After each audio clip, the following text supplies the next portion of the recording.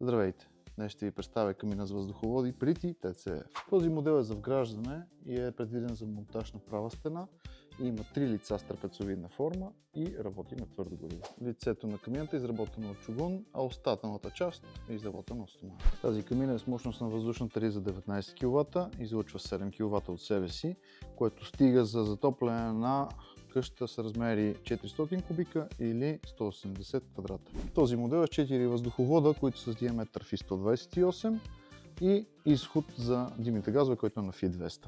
Всички модели с въздуховоди на Pretty са оборудвани с вентилатор, който е за въздуха, който загряваме. Той е с два входа на FI 120 отстрани. И двата трябва да са проходими. Имаме регулатор за оборотът на вентилатора, който е тази врътка, захранващият кабел и термостат, който посредством тази сонда, която влиза в корпуса на камината, включва и изключва вентилатора по температура. Идеята е при загрята камина вентилатора да духа топъл въздух, а когато камината изгасне, за да не духа на студено, да го изключи. Външните размери на камината са 108 см ширина и 60 см дълбочина, като размерът на дървото, което се побира вътре, е 90 см, а размерите на отвора са 50 см настрани и 23 нагоре. Вътре в камината имаме допълнително пепелника за пепел, който е зад вратата, дъното с карта и ръкохватката, която се монтира, когато каминът се вгради, за да можем отвън да управляваме клапата за газове.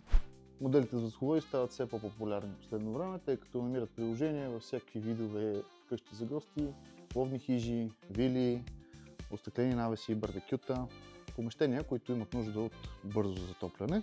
Същевременно дават комфорт на отопление в комбинация с живия огън и са по-безотговорни като поддръжка, тъй като при спиране на тока няма какво да се повреди по самата камина. За поръчки или допълнителни въпроси можете да се свържете с нас на посочените телефони, през контактните форми във Facebook или в нашия сайт potri.bg или на място в нашия шоурум в град София, село Буснаци, улица Бреговица, 29.